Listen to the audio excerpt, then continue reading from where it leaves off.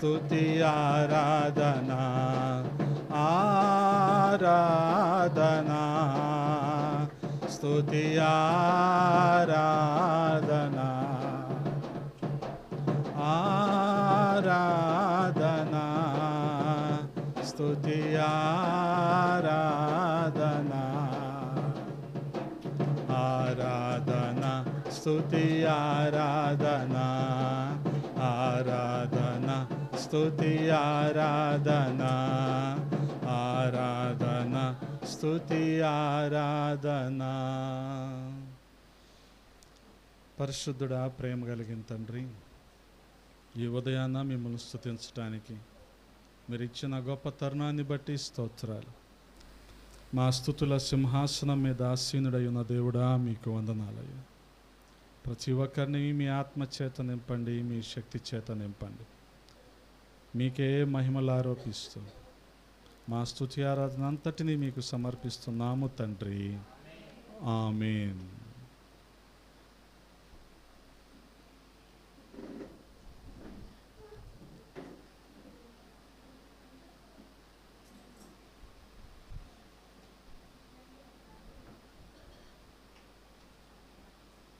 దేవుని పరిశుద్ధ నామానికే మహిమ కలుగునుగాక. హల్లెలూయా.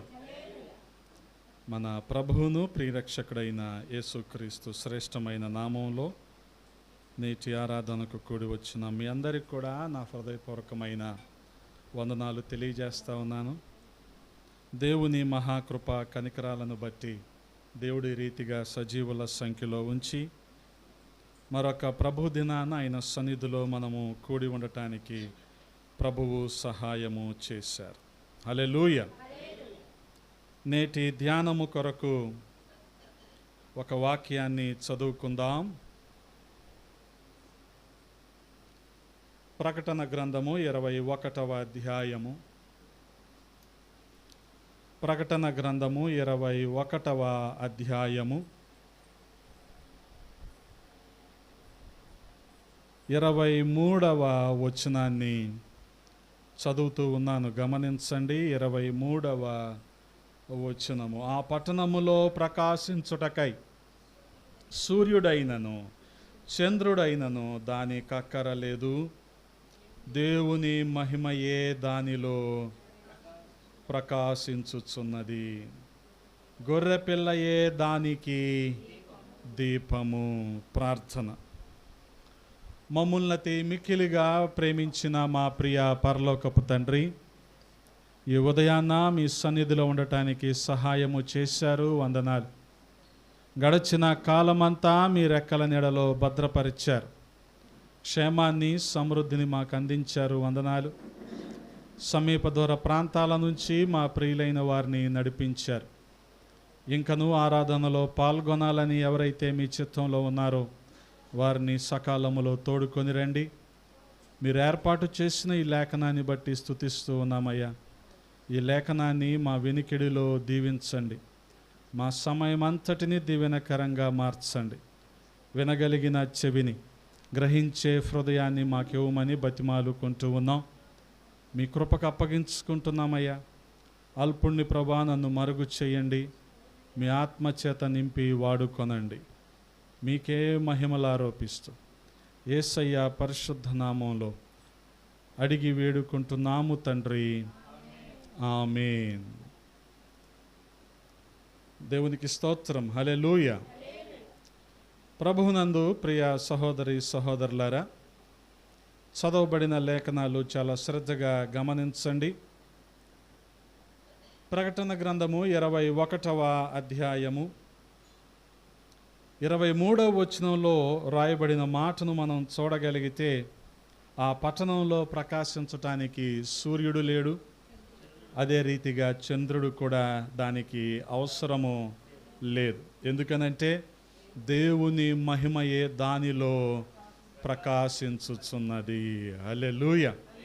గమనించండి, రాబోయే సంగతులు దర్శన రీతిగా యోహాను భక్తునికి ఆ పరవాసిగా ఉన్నప్పుడు పద్మాసు ద్వీపంలో ఆయన రాస్తున్న విషయాలన్నీ కూడా ఇవే. ఆత్మ చెప్తున్న మాటలన్నీ కూడా గ్రంథస్థం చేసి ఉంచాడు. పరిశుద్ధాత్ముడు అవి మనకు నేటి తరంలో బయలుపరుస్తూ ఉన్నాడు. హల్లెలూయా. గమనించండి, ఒకానొక దినం రాబోతూ ఉంది. ఏ రీతిగా అయితే దేవాది దేవుడు ప్రవచించాడో, ఏ రీతిగా అయితే ఈ యోహాను భక్తుడు ఆత్మలో వీటన్నిటిని చూస్తూ ఉన్నాడో, అవన్నీ జరగబోయే రోజు ఖచ్చితంగా త్వరలోనే ఉంది. దేవుడు ఈ లోకాన్ని సృష్టించినప్పుడు పగటిని ఏలటానికి సూర్యుడిని, రాత్రిని ఏలటానికి చంద్రుణ్ణి ఏర్పాటు చేశాడు. 2 పెద్ద జ్యోతులు. ఒక పెద్ద జ్యోతి పేరు ఏంటంటే సూర్యుడు, ఇంకొక చిన్న జ్యోతి పేరు ఏంటంటే చంద్రుడు. గమనించండి, వాటితో ఇంకా పని లేదంట.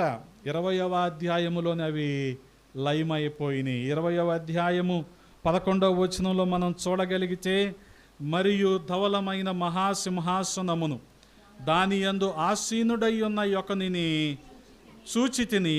అప్పుడు ఏం జరిగింది? భూమి ఆకాశములు ఆయన సముఖము నుండి పారిపోయెను, వాటికి నిలువ చోటు కనబడకపోయెను. హల్లెలూయా. గమనించండి, ఆ తర్వాత ఏమంటున్నాడు? మరియు గొప్పవారేమి కొద్దివారేమి మృతులైన వారందరూ ఆ సింహాసనము ఎదుట నిలవబడి ఉండుట చూచితిని.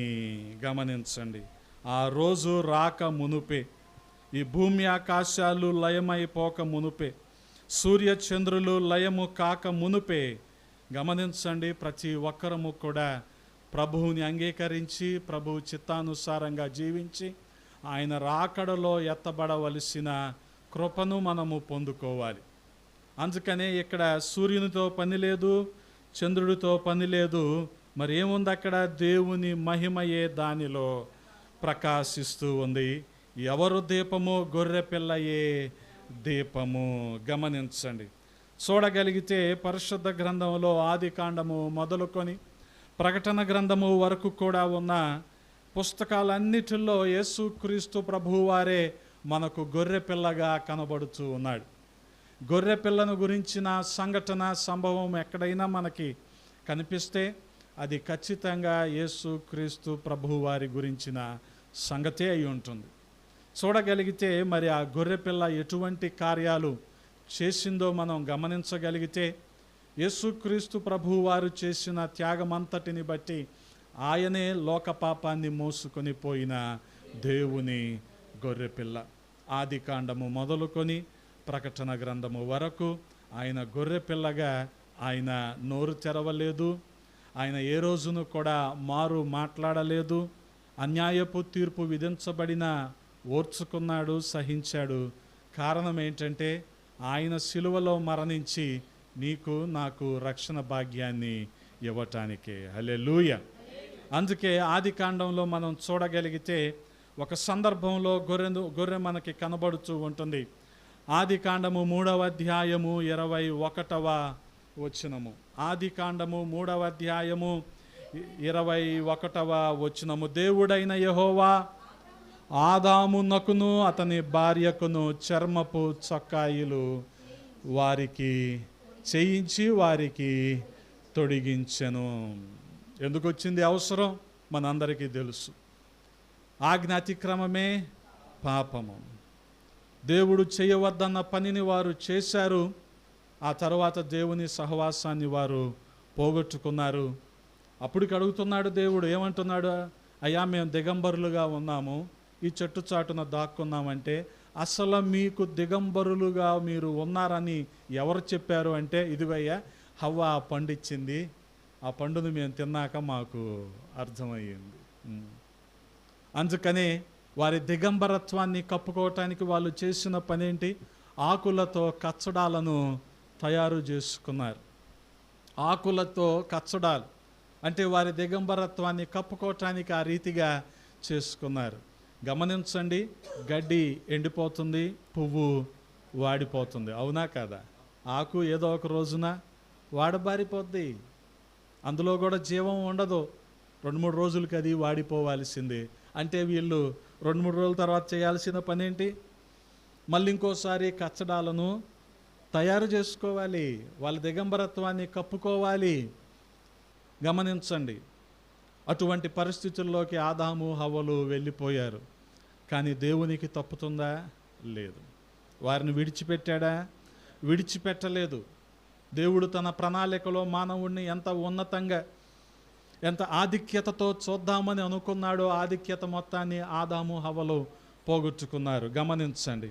ఆ రీతిగా ఆ కచ్చడాలను తొలగించి వారికి ప్రయోజనం లేని మానవ కల్పితమైన ఈ కచ్చడాలు, అంటే మానవ కల్పితమైన విధానాలు, ఆలోచనలు, మార్గాలు, వీటికి బదులుగా శాశ్వతమైన ఏర్పాటు చేయాలని దేవుడు ఆలోచించి వారికి రక్షణ వస్త్రాలు అందించటానికే ఒక గొర్రెను ఆయన బలిచ్చినట్లుగా మనం చూస్తూ ఉన్నాం. ఆయన సృష్టిలో చేయబడిన ఆ గొర్రెను బలివ్వటం ద్వారా వీరికి ఇప్పుడు ఏమొస్తున్నాయి? వస్త్రాలు, లేదా ఏమంటారు, ఆ జంతు చర్మంతో చేయబడిన బట్టలు వీళ్ళకి వస్తున్నాయి. అవి రావాలంటే ఏం జరగాలి? అక్కడ ఒక జంతువు లేదా ఒక గొర్రె చనిపోవాలి. అందుకని గమనించండి. పోనీ ఆ గొర్రెను చంపారు, వీళ్ళకి ఆ చర్మపు చొక్కాయిలు చేయించారు, బాగానే ఉంది. పోనీ ఆ చంపిన గొర్రెని వీళ్ళకి తినే ప్రాక్టీస్ ఏమైనా ఉందా? లేదుగా. దాన్ని అలా వదిలేశారు. అదేమైపోద్ది? మృతక లేబరం కాస్త కుళ్ళిపోయి ఏదేను తోటంతా ఏమైపోతుంది? దుర్గంధం, చెడు వాసన కంపు కొడతా ఉంటుంది. అది దేవునికి ఇష్టం లేదు. గమనించండి, దేవునికి అది ఇష్టం లేదు. పోనీ వీళ్ళు దాన్ని తినే అలవాటు వీళ్ళకి లేదు. మరేం చేయాలి? అందుకనే దాన్ని ఆయన బలిగా అర్పించాడు. హల్లెలూయా. ఆ రీతిగా ఈ గొర్రె, అనగా ఆది కాండము నుంచి ప్రకటన గ్రంథం వరకు మనకు కనిపిస్తున్న ఈ గొర్రె పిల్ల, అంటే యేసుక్రీస్తు ప్రభువారు అనబడిన ఈ గొర్రె పిల్ల మరి వీరికి రక్షణ వస్త్రాలు ఇవ్వటానికి ఆ రోజున బలి అర్పణగా అర్పించబడినట్లు మనం చూస్తూ ఉన్నాం. గమనించండి. ఆ రీతిగా చంపబడిన క్రీస్తు, చంపబడిన ఈ గొర్రె వీరికి ఏమయ్యింది? ఇప్పుడు రక్షణ వస్త్రాలు అయిపోయినాయి.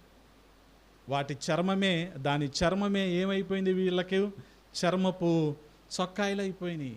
అందుకనే గమనించండి, యేసుక్రీస్తు ప్రభువారు కేవలము క్రొత్త నిబంధనలోనే కాదు, ఆయన ఆది నుంచి ఉన్నవాడు. హల్లెలూయా. అందుకే ఆది నేనే, అంతము కూడా నేనే. ఆయన ఆది నుంచి ఉన్నవాడు. ఆయన బలిగా అర్పించబడ్డాడు గనుకనే ఆ రోజున ఆదాము హవ్వలకు చర్మపు చొక్కాయిలు వచ్చాయి. ఆయన శిలువ మీద మరణించాడు కనుకనే మన పాపాలకు విడుదల వచ్చింది, నీకు నాకు రక్షణ వచ్చింది. అందుకనే మనం ధైర్యంగా దేవుని సన్నిధిలో నిలవబడి ఆయనను స్తుతిస్తూ ఉన్నాం, ఆయనను ఆరాధిస్తూ ఉన్నాం. హల్లెలూయా. గమనించండి ప్రియ సహోదరి సహోదరులారా, ఆయన అనగా ఆ గొర్రె యేసుక్రీస్తు ప్రభువు వారికి సాదృశ్యంగా ఉన్న ఆ గొర్రె చూడగలిగితే చర్మపు చొక్కాయిలు కొరకు మరి బలి అర్పణగా అర్పించబడిన గొర్రెగా యేసుక్రీస్తు ప్రభువారు మనకు ఆది కాండంలో కనపడుతూ ఉన్నారు. అంత మాత్రమే కాదు, నిర్గమాకాండము 12వ అధ్యాయములో మనం చూడగలిగితే 12వ అధ్యాయము 21వ వచనము, 12వ అధ్యాయము 21వ వచనము. కాబట్టి మోషే ఇశ్రాయేలీల పెద్దలనందరినీ పిలిపించి వారితో ఇట్లనెను. ఏమంటున్నాడు? మీరు మీ కుటుంబముల చెప్పున మందలో నుండి పిల్లను తీసుకొని పస్కా పశువును వధించుడి. గమనించండి, మీ మందలో నుంచి మీరు చేయవలసిందేంటి? కుటుంబాలుగా మీరు ఏర్పడ్డారు. మీ మందలో నుంచి ఒక గొర్రె పిల్లను తీసుకొని దాన్ని పస్కా పశువుగా వధించాలి. వాస్తవానికి ఈ పస్కా అనగా మరి ఇంగ్లీష్లో రాయబడిన మాట ఏంటంటే పాస్ ఓవర్, అంటే దాటి వెళ్ళటం. గమనించండి, ఈ రీతిగా యేసుక్రీస్తు ప్రభువారు గొర్రెపిల్లగా ఆయన వధించబడ్డాడు, బలి అర్పణగా ఆయన అర్పించబడ్డాడు. ఆ రీతిగా గొర్రెగా బలి అయిపోయిన ఆయన రక్తము చిందించబడింది. ఆ రీతిగా ఏమి దాటిబడింది అంటే మరణాన్ని దాటి మనం జీవంలోనికి వచ్చాం. హల్లెలూయా. అంతే కదా, అంతేనా? 11వ తారీఖు రాత్రి నిద్రపోయాం, 12వ తారీఖు ఉదయం లేస్తాను గ్యారంటీ ఉందా? 11వ తారీఖు రాత్రి నిద్రపోయిన వాళ్ళు 12వ తారీఖు మేల్కోకుండా ఉన్న వాళ్ళు ఎంతమంది ఉన్నారు? అంటే మనం ఇప్పుడు ఏం చేసాం? మరణాన్ని దాటి జీవంలోనికి వచ్చాం. హల్లెలూయా. చీకటిని దాటి వెలుగులోనికి వచ్చాం. ఆశ్చర్యకరమైన తన వెలుగులోనికి పిలిచిన వాని గుణాతిశయాలను ప్రచురించటానికే నువ్వు నేను ఉన్నాం. అందుకే ఆరాధిస్తున్నాం. అంతకు మించిన పని ఈ భూమి మీద మనకేమి లేదు. ఇది గ్రహించటానికే మనిషికి జీవితకాలం పడుతుంది. ఇది తెలుసుకోవటానికి వెంటిలేటర్ వేయాల్సి వస్తుంది. ఇది తెలుసుకోవటానికి మనిషి ఐసీయూ వరకు వెళ్ళాల్సి వస్తుంది. గమనించండి. యెషయా గ్రంథం 6వ అధ్యాయంలో దేవదూతలు చేస్తున్న పని ఏంటి? ప్రతి దేవదూతకు కూడా 6 రెక్కలు ఉన్నాయి. 2 రెక్కలతో మొహాన్ని కప్పుకుంటున్నాయి. ఎందుకని? ఆ మహిమను చూడలేక. 2 రెక్కలతో దేహాన్ని కప్పుకుంటున్నాయి. ఆరే రీతిగా ఇప్పుడు 4 రెక్కలు అయిపోయినాయిగా, మిగిలిన 2 రెక్కలతో ఎగురుతా ఉన్నాయి. గమనించండి. ఆ ఎగురుతూ ఎగురుతూ అవి చేస్తున్న పని ఏంటంటే పరిశుద్ధుడు పరిశుద్ధుడు పరిశుద్ధుడు అని గాన ప్రతిగానాలు చేస్తూ ఉన్నారు. గమనించండి. అంటే వీళ్ళు గుంపులుగా ఏర్పడిపోయి ఒక గుంపేమో పరిశుద్ధుడు అంటుంటే ఇంకో గుంపు కూడా ఏమంటున్నారు? ఇప్పుడు పరిశుద్ధుడు అంటున్నారు కదా. అంటే ఒక గుంపు అలా రీతిగా వీళ్ళిరువురు అంటే 2-3 గుంపులుగా ప్రభువుని వాళ్ళు స్తుతించటమే పనిగా పెట్టుకున్నారు. పరలోకంలో నీకు నాకుండే పని కూడా అదే. అందుకనే అక్కడ చేయవలసిన దానికి ఇక్కడ భూలోకంలో మనకున్నది ఏంటంటే రిహార్సల్ అన్నమాట. రిహార్సల్ అంటే ప్రాక్టీస్ అన్నమాట. పిల్లల యాన్యువల్ డే జరిగినప్పుడు ఒక 4 రోజుల పాటు ఏమండి డబ్బులు కట్టండి అంటారు కదా ముందు. తర్వాత మీ వాళ్ళకి ఆ బట్టలు ఇస్తాము, ఇలాంటివి ఉంటాయి అలాంటివి ఉంటాయి అన్నీ చెప్తారుగా. చెప్పి ప్రతిరోజు ఏం చేస్తారు? ప్రాక్టీస్ చేయిస్తారు. ఏం పాటలకు ప్రాక్టీస్ చేయిస్తారు? ఆ ఫిబ్రవరి టైంకి ఏవి చాట్ బస్టర్స్ ఉంటే అవన్నీ ప్రాక్టీస్ చేయిస్తారు. గున్నా గున్నా మామిడి ఇలాంటివన్నీ నీ బుల్లెట్ బండికి వచ్చేస్తా అలాంటి చిన్నపిల్లల చేత ప్రాక్టీస్ చేయించి అసలైన రోజు ఒకటి వస్తుందిగా, స్కూల్ డే యాన్యువల్ డే వస్తుంది కదా. ఆ రోజు వీళ్ళని స్టేజ్ ఎక్కించి టీచర్ ఎక్కడ ఉంటుంది?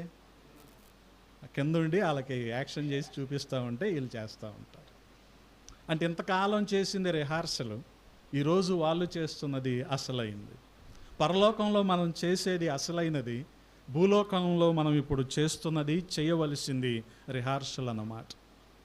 అందుకని ఆ సిద్ధపాటు కలిగి ఉండటానికే ప్రభువు మనల్ని ఇక్కడ కొంతకాలం ఉంచాడు. అందుకే మనం ఏమై ఉన్నాం? మనం యాత్రికులము, మనము పరదేశులము.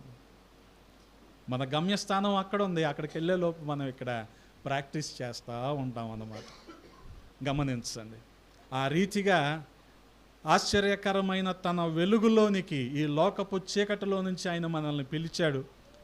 ఆయన గుణాతిశయాలను ప్రచురించటానికే మనందరం కూడా ఉన్నాం. గమనించండి. ఆనాడు మోషే అక్కడున్న పాలెంలో ఉన్న వారికి ఆజ్ఞాపించింది ఏంటంటే, మీరు చేయవలసింది ఏంటి?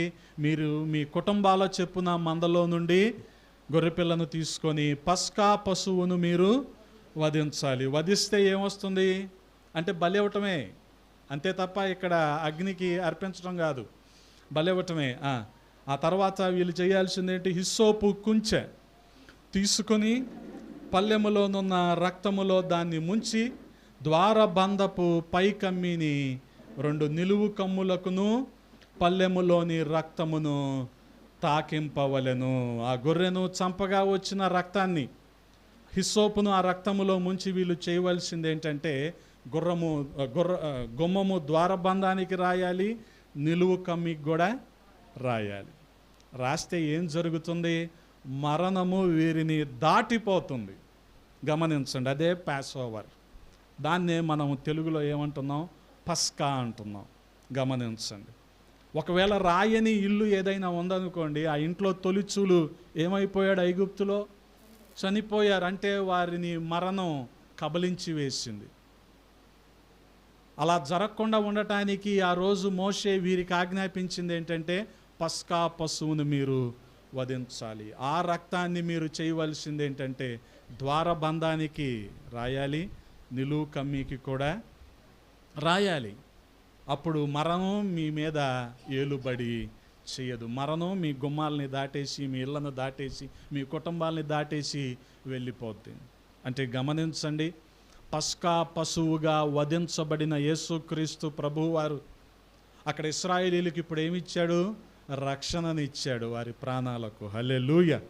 పస్కా పశువుగా వధించబడిన యేసుక్రీస్తు ప్రభువారు ఇశ్రాయేలు వారికి జీవాన్ని ఇచ్చాడు. ఇశ్రాయేలు ప్రజల కుటుంబాల్లో అందరూ బ్రతికే ఉన్నారు. పస్కా పశువుగా వధించబడిన యేసుక్రీస్తు ప్రభువారు ఐగుప్తు వారిని మరణానికి అప్పగించాడు. గమనించండి ఎంత వ్యత్యాసం ఉందో కదా.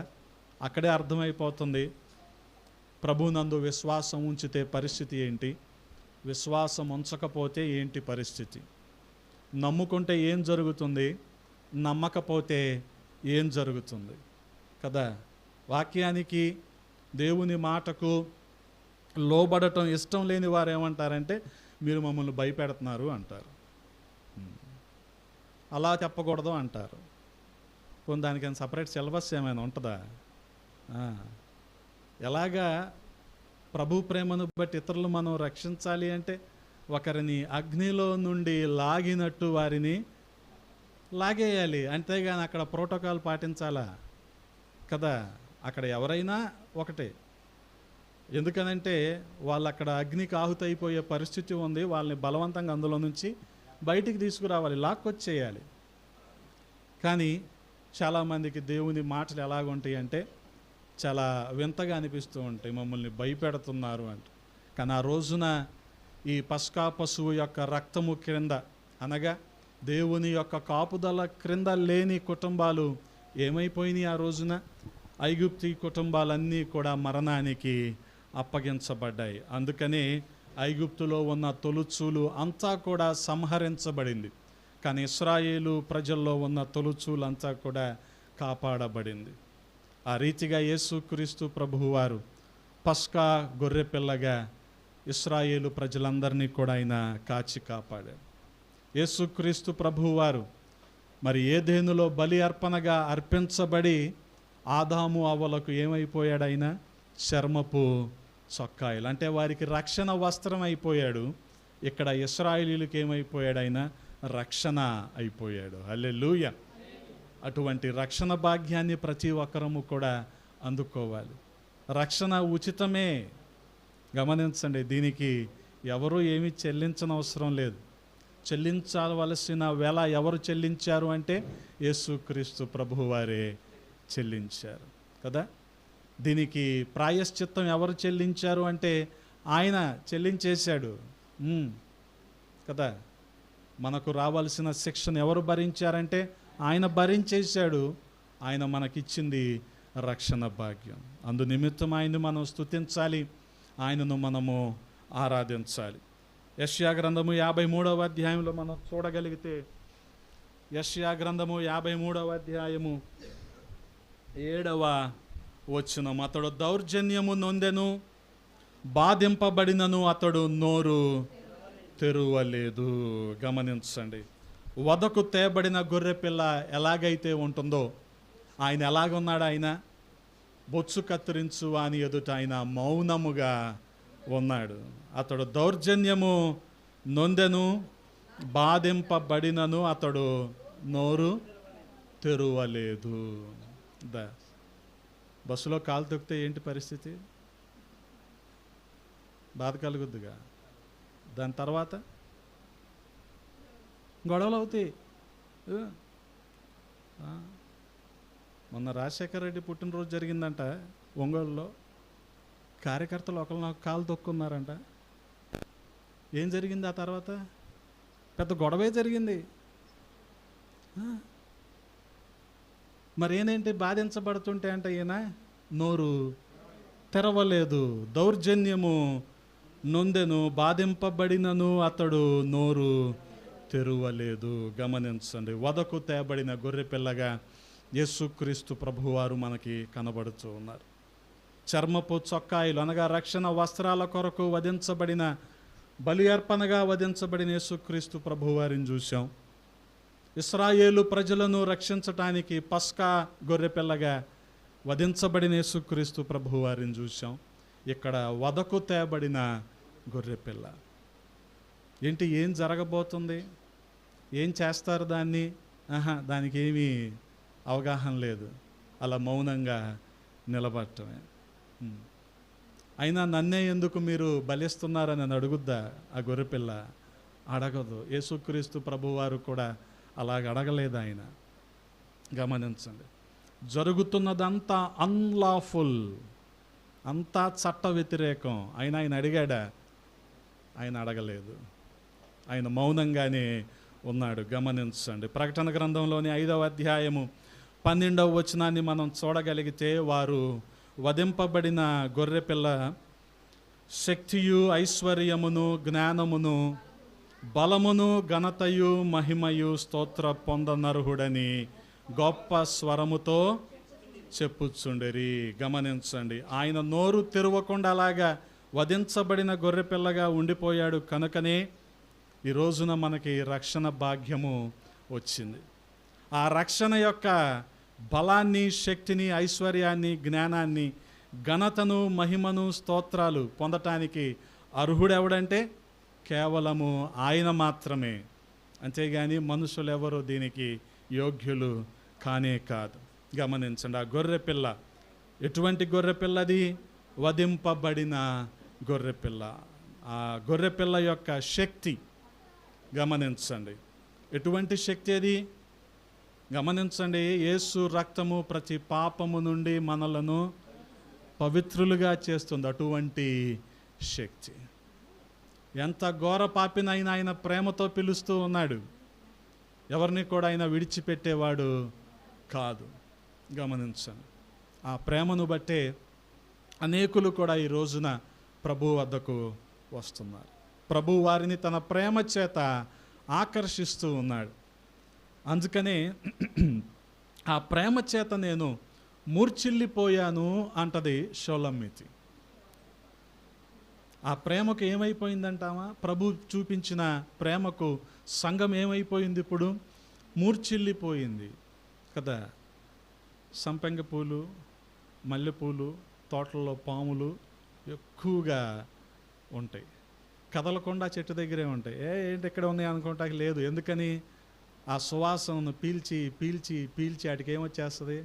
మైకం వచ్చేసి అక్కడే మూర్చపడి ఉండిపోతాయి. ప్రభు ప్రేమను పొందుకున్న మనము కూడా ఆయన చేత ఆకర్షించబడి అలాగే మనం మూర్ఛిల్లిపోయాం. అందుకని ఆయన సన్నిధిని మనం, ఆయన సహవాసాన్ని మనం విడిచిపెట్టాం. హల్లెలూయా. గమనించండి, అందుకని ఆ గొర్రెపిల్ల యొక్క శక్తి, ఐశ్వర్యము, జ్ఞానము, బలము, ఘనత, మహిమయు, స్తోత్రమును పొందనర్హుడని గొప్ప స్వరముతో చెప్పుచున్నారు. గమనించగలిగితే గొర్రెపిల్ల అయిన యేసుక్రీస్తు ప్రభువారి బలి ఆయన యొక్క సమర్పణను మరి తెలియజేస్తూ ఉంది. సర్వమానవుల పట్ల ఆయన ఎటువంటి రక్షణ ప్రణాళికను కలిగి ఉన్నాడు, వారి రక్షణ కోసం ఎటువంటి ప్రాయశ్చిత్తాన్ని ఆయన చేశాడనేది ఆయన బలిలో మనకి కనబడుతూ ఉంటుంది. ఇదే వచనంలో మనం చూడగలిగితే, అతడు దౌర్జన్యము నొందెను, బాధింపబడినను అతడు నోరు తెరవలేదు. వదకు తేబడు గొర్రెపిల్లయు బొచ్చు కత్తిరించు వాని ఎదుట గొర్రెయు మౌనముగా నుండునట్లు అతడు నోరు తెరవలేదు. ఆ రీతిగా ఆయన ఉండటాన్ని బట్టే ఈ రోజున మనము స్వేచ్ఛను, స్వాతంత్రాన్ని ప్రభువులో అనుభవిస్తూ ఉన్నాం. హల్లెలూయా. అంటే లోకం ఇచ్చే స్వేచ్ఛ, స్వాతంత్రం వేరుగా ఉంటుందిలేండి, దాని గురించి మాట్లాడుకోవట్లేదు. కానీ ఆ దాస్యపు కాడి, ఆ పాపపు కాడి, ఆ శాపము కింద నుంచి మనము విడిపించబడి స్వేచ్ఛను, స్వాతంత్రాన్ని మనము అనుభవిస్తూ ఉన్నాం కేవలము ఆయన చేసిన ఆ బలి అర్పణ ద్వారానే. గమనించండి, ఏం కనపడుతూ ఉంది? ఆయన నోరు తెరవలేదంటే ఆయన మౌనము, ఆయన యొక్క విధేయత. ఎవరి పట్ల విధేయత? తండ్రి చిత్తాన్ని జరిగించాలని తండ్రి మాట పట్ల విధేయత. ఆయన యొక్క దీనత్వము కదా, ఆయన యొక్క దీనత్వము. కొడితే ఊరుకుంటామా కదా? మూలనున్న ముసలాం కూడా మనం 10 దెబ్బలు కొడితే కనీసం ఆమె ఒకటైనా అసలు అది కూడా చేత కాకపోతే కనీసం పళ్ళ సెట్ అయినా అంటది కదా. ఊరుకుంటుందా? ఊరుకోదు కదా. కానీ ఆయన మౌనంగా ఉన్నాడు. ఇది ఆయన దీనత్వము, తండ్రి చిత్తాన్ని చేయాలన్న విధేయత, ఇవన్నీ కూడా యేసుక్రీస్తు ప్రభు వారిలో మనకి కనబడుతూ ఉన్నాయి. ఆ పరిస్థితిని బట్టే ఈ రోజున మనము రక్షణను అనుభవిస్తూ ఉన్నాం. హల్లెలూయా. అందుకనే యోహాను భక్తుడు అంటాడు కదా, యోహాను సువార్త 1వ అధ్యాయము 29వ వచనంలో, యోహాను సువార్త 1వ అధ్యాయము 29వ వచనము, మరనాడు యోహాను యేసు తన యొద్దకు రాగా చూచి, ఇదిగో లోక పాపమును మోసుకొని పోవు దేవుని గొర్రెపిల్ల. గమనించగలిగితే ఈ గొర్రెపిల్ల పైన ఎన్ని భారాలు ఉన్నాయంటే, ఎంతవరకు మనం చెప్పుకున్న బరువులు, భారాలు, బాధ్యతలు అన్నీ కూడా ఉన్నాయి. ఏ బాధ్యత? రక్షణ వస్త్రాలను ఆదాము హవ్వలకు ఇవ్వవలసిన బాధ్యత, ఇశ్రాయేలీలకు రక్షణను ఇవ్వవలసిన పస్కా గొర్రెపిల్ల యొక్క బాధ్యత. దౌర్జన్యము పొందినా సరే మౌనముగా ఉండే బాధ్యత. బొత్సు కత్తిరించు వాని ఎదుట గొర్రె మౌనముగా ఉన్నట్టు నోరు తెరవకుండా దీనత్వాన్ని కలిగి ఉండే బాధ్యత. అందుకనే లోక పాపాన్ని మోసుకొని పోయే దేవుని గొర్రెపిల్ల. వాస్తవానికి ఈ గొర్రె దేవుని చేత ఎన్నుకొనబడి సర్వ మానవాళి పాప పరిహారార్థ నిమిత్తము ఆయన శిలువ మీద మరణించటానికే ఏర్పరచబడ్డాడు. గమనించండి, ఈ లోకము మనిషికి ఏమి ఇచ్చిందంటే మరణాన్ని ఇచ్చింది, శాపాన్ని ఇచ్చింది, పాపాన్ని ఇచ్చింది. కానీ వీటన్నిటి నుంచి ఆయన మనల్ని విడిపించారు. వీటన్నిటిని ఆయన వీపు మీద మోసుకున్నాడు. హల్లెలూయా. గమనించండి, అందుకే లోక పాపాన్ని మోసుకొని పోయే గొర్రెపిల్ల. అటువంటి దేవాది దేవుణ్ణి మనం ఈ ఉదయాన్న స్తుతిస్తూ ఉన్నాం. గమనించగలిగితే ఆయన ఆ రీతిగా లోక పాపాన్ని మోసుకొని పోయాడు కనుకనే తండ్రి అయిన దేవునికి మానవాళికి మధ్య ఒక సమాధానము ఏర్పరచబడింది, సంధి కుదిరింది. లేకపోతే ఆయనకు మనకు విరోధమే. ఎందుకని? ఆయనకి వ్యతిరేకంగా మనం ఏం చేశాం? పాపం చేశాం. ఈ పాపాన్ని ఎవరు వీపును మోసుకున్నాడు? యేసుక్రీస్తు ప్రభువారు. ఈ పాపానికి రావాల్సిన శిక్షను ఎవరు భరించారు? యేసుక్రీస్తు ప్రభువారు. అందుకనే లోక పాపాన్ని మోసుకొని పోయే దేవుని గొర్రెపిల్ల. హల్లెలూయా. ఆ రీతిగా చూడగలిగితే ఈ గొర్రెపిల్ల రక్తములో ప్రతి ఒక్కరము కూడా కడుగబడాలి. కడుగబడిన వారు మరింత సహవాసములో ఎదగాలి. ఆత్మీయమైన మర్మాలను తెలుసుకుంటూ రాకడ కొరకు సిద్ధపరచబడాలి. గమనించండి, ఆ తర్వాత మనం చూడగలిగితే ఆదికాండము 22వ అధ్యాయము 13వ వచనంలో ఒక మాట మనకు కనబడుతూ ఉంటుందిగా. ఆదికాండము 22వ అధ్యాయము 13వ వచనం, అబ్రహాము కన్నులెత్తి చూడగా పొదలో కొమ్ములు తగులుకొని ఉన్న ఒక పొటేలు వెనుక తట్టున కనబడెను. ఈ సంఘటన మనందరికీ తెలుసు కదా. ఒక్కగానొక్క కుమారుడు ఇస్సాకు. ఎన్ని సంవత్సరాలు తర్వాత కలిగాడు? 100 సంవత్సరాలకు కలిగాడు. కానీ 75వ సంవత్సరంలో దేవుడు అబ్రహాముకు వాగ్దానం చేశాడు. వాగ్దానం చేసిన దేవుడు నమ్మదగినవాడు. హల్లెలూయా.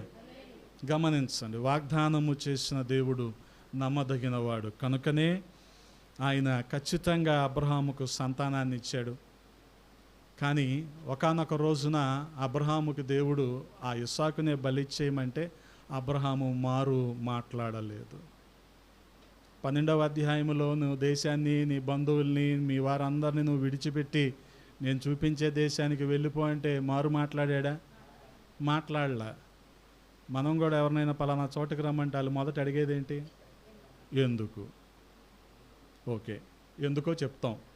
అంటే ఇక్కడికి వస్తే ఏం ఏం లాభమో చెప్తాం, అంతా లాభసాటిగానే ఉంటుందని చెప్తాం.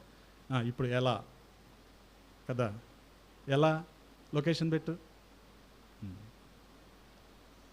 అక్కడ నుంచి మొదలవుద్ది అనమాట.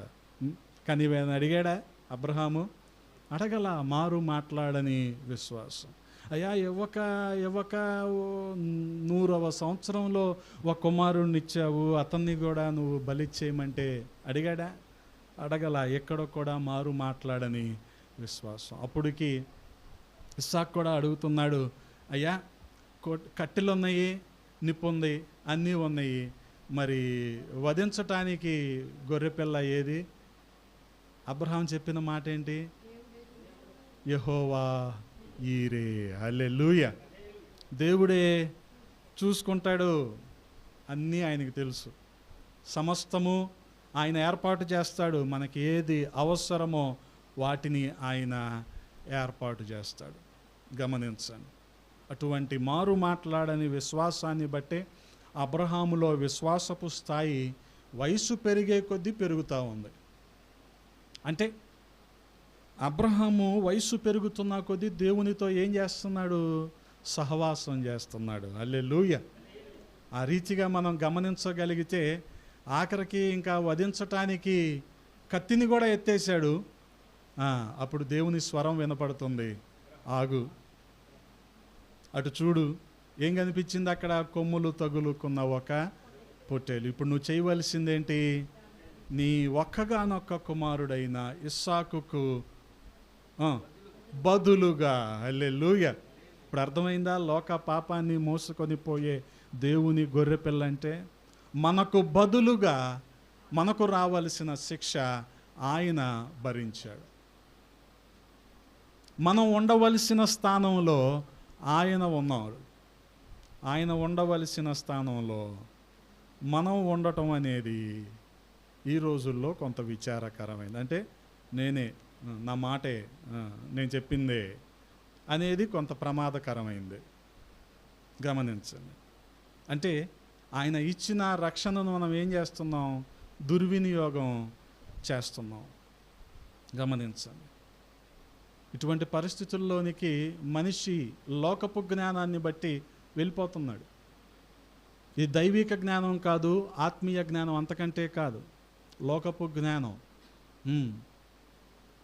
నేను చెప్తే చెయ్యాలి, నేను చెప్తే రావాలి. కొంతమందికి ఏంటంటే వీళ్ళు ఎక్కడుంటే వాళ్ళ చుట్టూ 10 మంది ఉండాలనే కోరిక ఉంటుంది. పోనీ వాళ్ళు ఏమైనా ఓటు కార్డు ఉన్న వాళ్ళు ఉంటారా? ఉండరు. అందరూ ఓట్లు లేని వాళ్ళు ఉంటారు. అదే ఇప్పుడు వచ్చిన బాధ.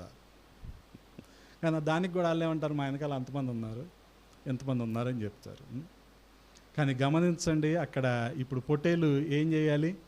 ఇస్సాకుకు మారుగా లేదా బదులుగా వధించబడాలి. యేసుక్రీస్తు ప్రభువారు కూడా మన స్థానములో ఆయన వధించబడ్డాడు, మన స్థానములో ఆయన శిక్షించబడ్డాడు, మన స్థానములో ఆయన శిలువ శిక్షను అనుభవించాడు. వాస్తవానికి ఆ రోజున ఆ కొమ్ములు తగులుకున్న పొట్టేలు కేవలము ఇస్సాకుకు బదులుగా అక్కడ వధించబడింది. కానీ యేసుక్రీస్తు ప్రభువారి విషయానికి వస్తే ఆయన ఒక వ్యక్తికి బదులుగా ఆయన చనిపోలేదు, సమస్త మానవాళికి బదులుగా ఆయన చనిపోయాడు. అందుకే యోహాను అన్నమాటదే, లోక పాపాన్ని మోసుకొని పోయే దేవుని గొర్రెపిల్ల. ఆ గొర్రెపిల్ల ఏ రీతిగా ఉంది? మొదటి నుంచి కూడా మనం చూడగలిగితే ఆదాము హవ్వలకు చర్మపు చొక్కాయిలను ఇవ్వటానికి, అనగా రక్షణ వస్త్రాలు ఇవ్వటానికి బలి అర్పణగా వధించబడిన గొర్రెపిల్ల. ఇశ్రాయేలీయుల్ని మరణం నుంచి దాటిపోయి చేయడానికి, జీవములోనికి తీసుకురావటానికి, వారికి రక్షించటానికి మరి పస్కా పశువుగా వధించబడిన గొర్రెపిల్ల, వదకు తేబడిన గొర్రెపిల్ల, బొచ్చు కత్తురించు వాని దగ్గర మౌనముగా ఉన్న గొర్రెపిల్ల, అలాగే లోక పాపాన్ని మోసుకొని పోతూ ఉన్న గొర్రెపిల్ల. మనకు బదులుగా, ఇస్సాకుకు బదులుగా ఎలాగైతే పొట్టేలు బలైపోయిందో మనకు బదులుగా మరణించిన గొర్రెపిల్ల. అదే గొర్రెపిల్ల రాబోయే రోజుల్లో పరిపాలన చేసే గొర్రెపిల్లగా యేసుక్రీస్తు ప్రభువు వారు రాబోతున్నాడు. హల్లెలూయా. గమనించండి, ప్రకటన గ్రంథము 7వ అధ్యాయము 17వ వచనంలో రాయబడిన మాట ఏంటంటే, ఏలయనగా సింహాసన మధ్యమందుండు గొర్రెపిల్ల వారికి కాపరి అయి జీవ జలముల బొగ్గల యొద్దకు వారిని నడిపించును. దేవుడే వారి కన్నుల నుండి ప్రతి బాష్ప బిందువును తుడిచివేయును. గమనించండి, ఇప్పుడు గొర్రెపిల్ల ఆ రోజునైతే నోరు తెరవలేదు, కానీ ఇప్పుడు మాత్రం రాబోయే రోజుల్లో, మరి ముఖ్యంగా రాకడ రోజుల్లో ఆయన పరిపాలించే గొర్రెపిల్లగా ఆయన రాబోతూ ఉన్నాడు. అందుకే మనం చదువుకున్న 21వ అధ్యాయం 23వ వచనంలో ఆ గొర్రెపిల్ల ఏ రీతిగా మనకు కనబడుతూ ఉంది అంటే, ఆ గొర్రెపిల్లే ఆ ప్రాంతం అంతటికి కూడా దీపము, వెలుగు. గమనించండి. అందుకనే మరి యోహాను కూడా అంటాడు, యోహాను సువార్త 10వ అధ్యాయము 11వ వచనంలో ఆయన మనకు ఎలాగున్నాడు అంటే కాపరిగా ఆయన మనకు ఉన్నాడు. అంటే ఆయన మనలను పరిపాలించే నాయకుడు. అందుకనే ఆయనే మనకు నాయకుడిగా, పోషకుడిగా, కాపరిగా, అధికారిగా, యజమానిగా ఉన్నాడు అనుకోండి, మనకేమైనా కొదవ ఉంటుందా? ఉండనే ఉండదు. అందుకే యెహోవా నాకు కాపరి, నాకు ఇంకా ఏమీ వద్దు, ఆయన ఉంటే చాలు నాకు, ఇంకా నాకు ఈ లోకంలోది ఏది వద్దు కదా. అందుకని ఆ పరిస్థితుల్లో మనం ఉండటానికే ప్రభువు మనల్ని ఆశ్చర్యకరమైన తన వెలుగులోనికి పిలిచాడు. ఈ లోకపు స్నేహాన్ని విడిచిపెట్టి పరిశుద్ధుల సహవాసంలో మనం ఉండటానికే ప్రభువారు మనల్ని పిలుచుకున్నాడు. హల్లెలూయా. ఆయన గొర్రెలకు మంచి కాపరి. కేవలము కాపరిగానే రాయబడలేదు, కాపరిగానే ఊహించుకోవటం లేదు యోహాను భక్తుడు. మంచి కాపరి. మంచి కాపరి ఏం చేస్తాడు గొర్రెల కోసం? హల్లెలూయా. ఆయన అక్షరాల అలాగే చేశాడు. ఆయన మనకు మంచి కాపరి. హల్లెలూయా. ఆ గొర్రెల కాపరిని, ఆ ప్రధాన యాజకుడిని మనం అనుసరించటం ద్వారా, వెంబడించటం ద్వారా మనకు కలిగే ఆశీర్వాదాలు అన్నీ ఇన్ని కాదు.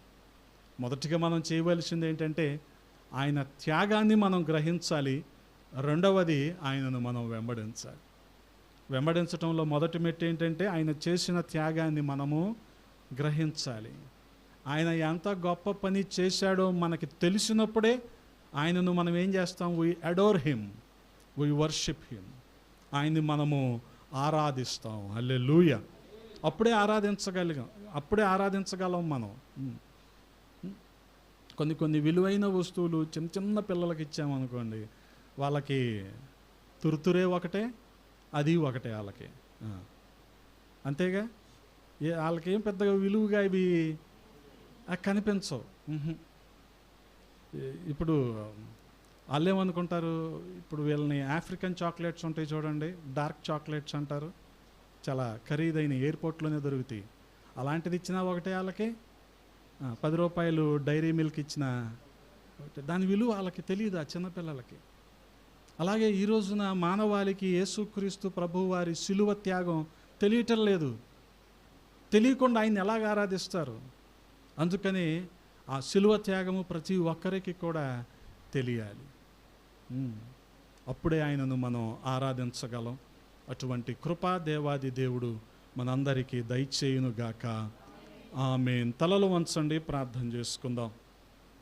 ప్రతి ఒక్కరము కూడా దేవాది దేవుడు మన జీవితంలో చేసిన ఇటువంటి గొప్ప కార్యము, ఈ రక్షణ ప్రణాళికను బట్టి ఆయనను ఒక్కసారి మనము జ్ఞాపకం చేసుకుందాం. ఆయన ప్రణాళికలోనికి మనం ఒదిగిపోదాం.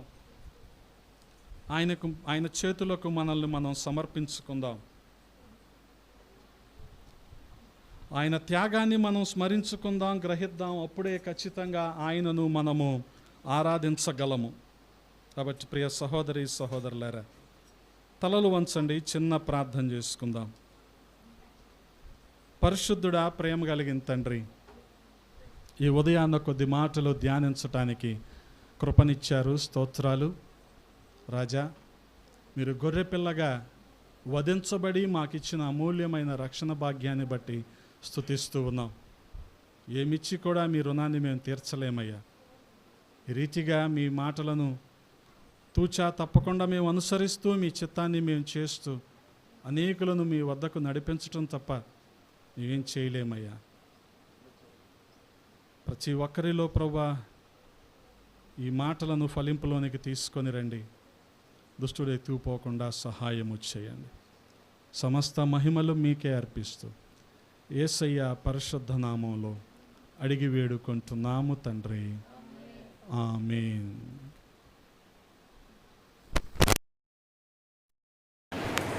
సమయంలో మనందరం లేచిన